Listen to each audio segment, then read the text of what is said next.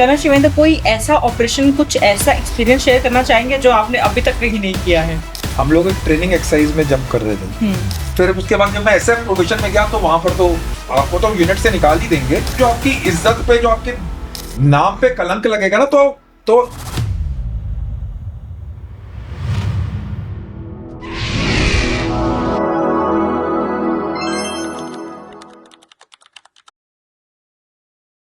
करण शिवेंद्र, कोई ऐसा ऑपरेशन, कुछ ऐसा एक्सपीरियंस शेयर करना चाहेंगे जो आपने अभी तक कहीं नहीं किया है? ओके, मैं आपको पैराट्रूपिंग का वो बताता हूँ। हमारे हम लोग एक ट्रेनिंग एक्सरसाइज में जंप कर रहे थे, उसमें मैं इन्वॉल्व नहीं हूँ, यानी मैं था, मैं जहाज में ही था, बट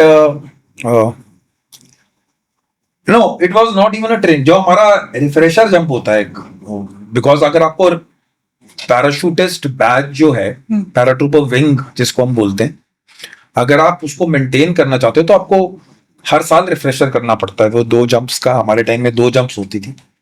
सो हम लोग लोकल डीजेड जो था, हमारा ड्रॉप जोन था, हम लोग उसी में जंप कर रहे थे। एंड सो अब जो पैराट्रूपिंग है, वो जनरली द फर्स्ट पर्सन जो एयरक्राफ्ट से निकलता है वो ऑफिसर होता है, बिकॉज लीडर को लीड करना है, वो फौज में उसी हिसाब से काम करते हैं। बट कई बार जब आपकी स्टिक्स बनती हैं तो आप आगे पीछे हो जाते हैं, ठीक है। सो एक वाले जंप में इंसिडेंट में क्या हुआ कि मैं फर्स्ट पे नहीं था, मैं बीच में, यानी 12 लोगों की वो स्टिक थी, तो मैं होऊंगा 9वें 10वें नंबर पे। जो आगे वाला होता है वो सबसे कंफर्टेबल होता है, बिकॉज उसकी पोजीशन अच्छी बनती है, उसको पूरा मौका मिलता है कोई धक्के की तरह, क्योंकि एयरक्राफ्ट भी हिल रहा है, आप ऐसे ऐसे घूमते फिरते हुए, लुढ़कते हुए नीचे पहुंच जाते हो।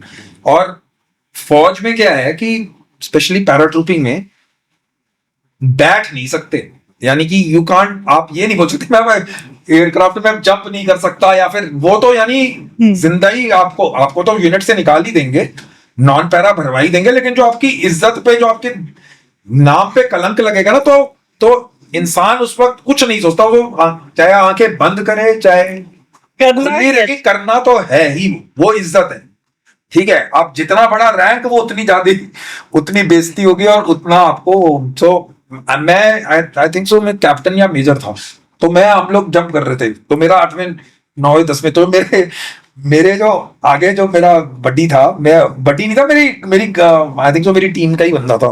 सो हमारे आगे जो बेसिक ड्रिल है, आपकी हेलमेट, आपकी मेन जो पैराशूट होता है, और एक रिजर्व पैराशूट होता है। रिजर्व पैराशूट आपके आगे लगता है, ठीक है। मैं स्टैटिक लाइन जंप की बात कर रहा हूँ, मैं फ्री फॉल की बात नहीं, उसमें भी होता है। रिजर्व तो खैर हर जगह ही है, ठीक है।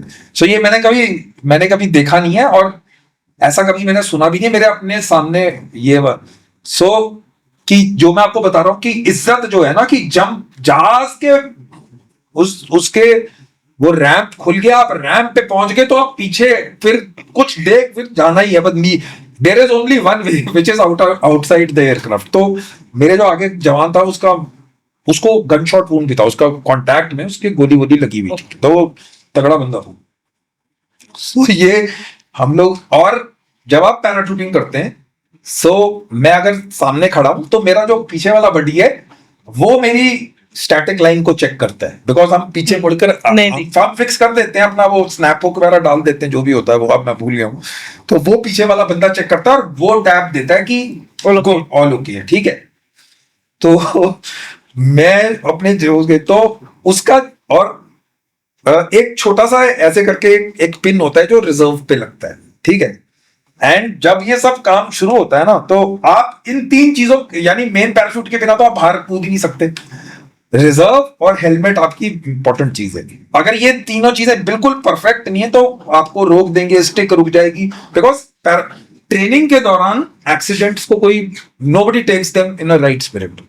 तो हम गए, तो जो मेरा आगे वाला था, वो जिसको, तो उसका जो उसकी पिन थी रिजर्व की, तो बोला कि साहब ये तो अंदर घुस नहीं रही है। तो मैंने बोला भाई तो कोई बात नहीं, तो कोशिश कर। बोला साहब ये मेरे से होगा नहीं, ये इसको छोड़, इसको। उसने अपने वो बटरफ्लाई, उसका पता नहीं, इसका नाम बटरफ्लाई कुछ हो, उसको निकाला, and he opened the reserve parachute, dropped it, inside the aircraft and jumped without it.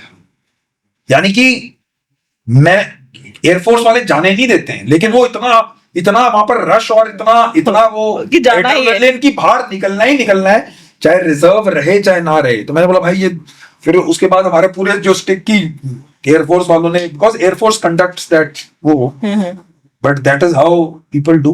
बोला भगवान का नाम लेकर कूद जाओ, उसने उसको फेंका नीचे और बिना रिजर्व के ही आउट हो गया। ऐसा होता नहीं है, you can not go out of the, वो रोक देते हैं। रोक देते अब उसने बोला इतनी देर में एयरफोर्स का जो डिस्पैचर था वो उसको समझ में आए, जो हमारे पैराशूट जंप इंस्ट्रक्टर्स होते हैं, और नाइट जंप था वो, ठीक है, तो नीचे पैराशूट काउंट होते हैं।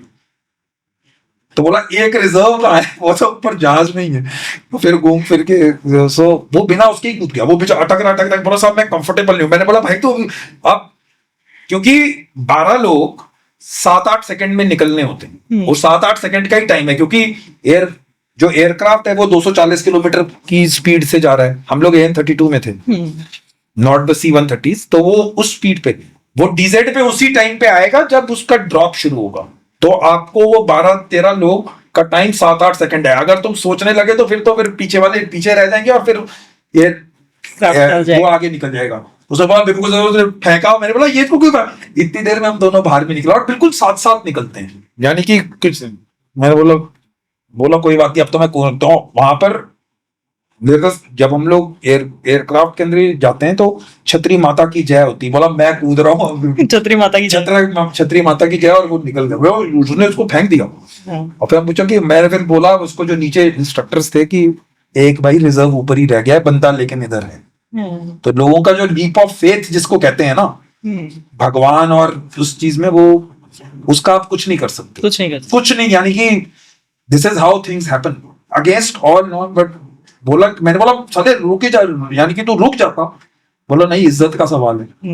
वो था मेरे ख्याल से सीकर या कहीं राजस्थान का था, वो कूद गया वो बिना बोला मैं इज्जत पे नहीं आने दूंगा।